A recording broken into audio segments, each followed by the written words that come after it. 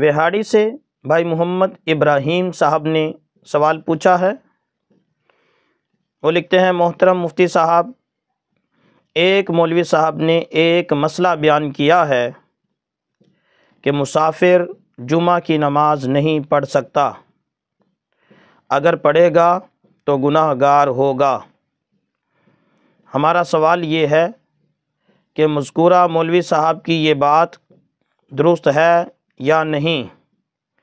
اگر مولوی صاحب کی یہ بات غلط ہے تو برائے مہربانی اگر کوئی حوالہ ہو جائے تو بہت مناسب ہے، تاکہ ہم مولوی صاحب کو حوالہ دے سکیں۔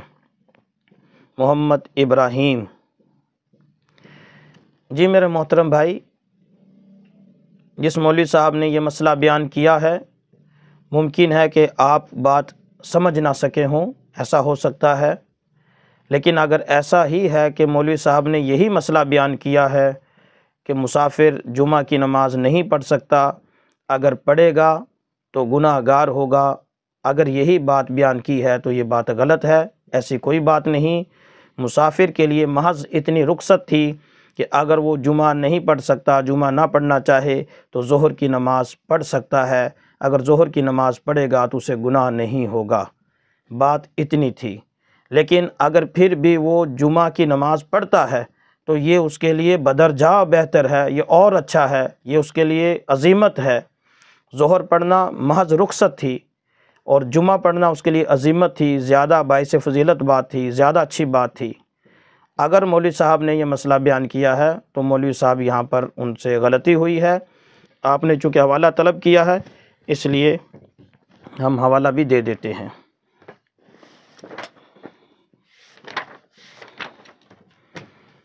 یہ میرے پاس فتاوی شامی ہے، جلد نمبر 3 صفحہ 33 پر علامہ شامی رحمہ اللہ تعالیٰ نے ایک عبارت لکھی، ان ظہر لہم رخصۃ فدل علی ان الجمعۃ عظیمۃ وہی افضل۔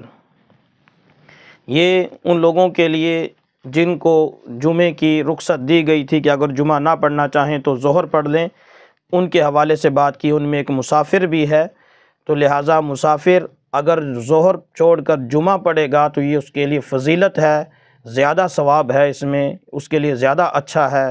اور اگر جمعہ چھوڑ کر ظہر پڑھنا چاہے تو شریعت کی طرف سے اس کو اجازت تھی، ایسا کر سکتا تھا۔ مسئلہ اصل یہ تھا، اگر مولوی صاحب نے وہی بتایا جو آپ نے لکھا ہے تو مولوی صاحب سے یہاں تسامح ہو گیا ہے، مولوی صاحب بھول گئے ہیں۔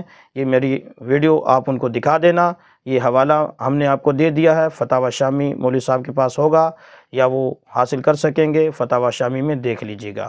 اور میں یہ بھی بتا دوں کہ یہ مسئلہ صرف فتاوی شامی میں ہی نہیں ہے بلکہ دیگر بہت سی کتب میں ہے، چونکہ آپ نے ایک حوالہ طلب کیا تھا اس لیے ہم نے صرف فتاوی شامی کے حوالے پر اکتفا کیا ہے۔